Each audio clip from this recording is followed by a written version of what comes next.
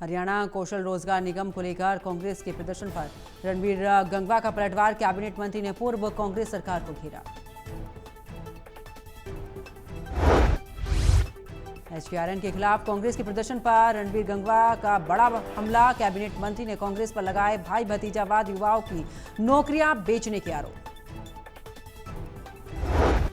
आज के अंदर उस टाइम जो डीसी रेट था वो 12-13 हज़ार रुपये था।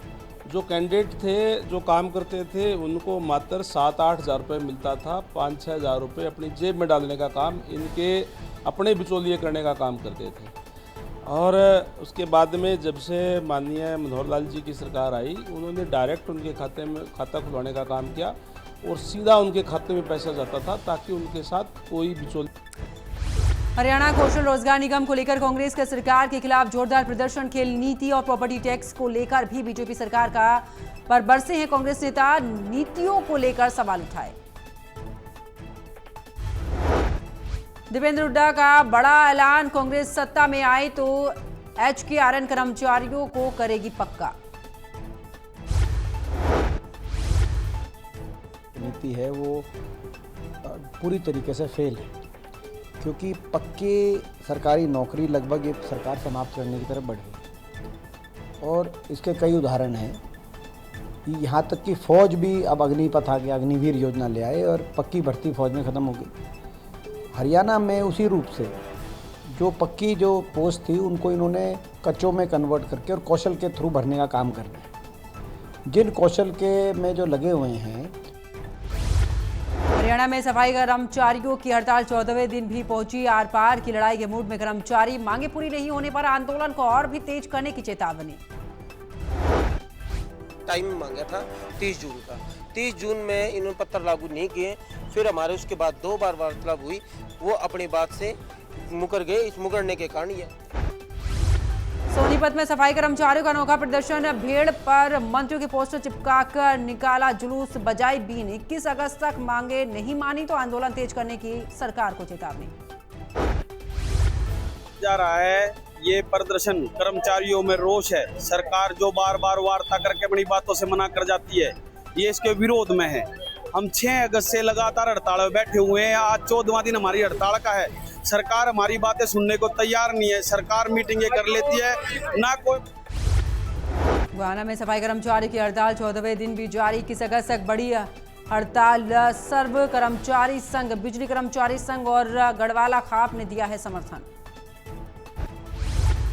सफाई कर्मचारी प्रधान प्रेम सिंह बोले हैं कि 13 मई के आश्वासन के बावजूद नहीं जारी हुआ मांगों का पत्र। 21 अगस्त तक फैसला नहीं हुआ तो तेज होगा आंदोलन। मांगों का पत्र जारी न होने पर रोक। 14वां दिन है और हरियाणा सरकार ने आज तक भी कोई भी हमारी जो मांगे मानने के लिए तैयार नहीं है। न ही कोई लेटर जारी किया है, न ही कोई हमारे तक कोई सूचना आई है, न ही हमारा कोई यूनियन के नेता को।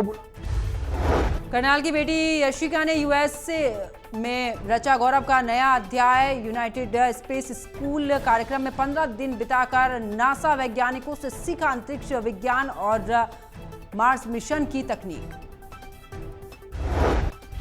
करनाल की बेटी यशिका की कामयाबी पर माता पिता हुए भावुक। बोले, बेटी को यूएसए भेजते समय था डर, लेकिन भारत का प्रतिनिधित्व कर लौटी तो गर्व से भर गया सीना। University of Houston clear lake में हम लोगों ने अपने प्रोजेक्ट पर काम किया और हम लोगों के वहाँ पर लेक्चर्स भी होते थे। एस्ट्रोनॉट्स, स्पेस साइंटिस्ट सब लोग हमें लेक्चर्स देने वहाँ पर आते थे, जो कि बहुत ही यूज़फुल था हमारे प्रोजेक्ट के लिए।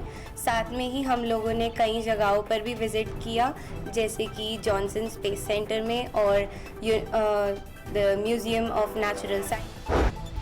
भगवान परशुराम चौक को मिला भव्य स्वरूप।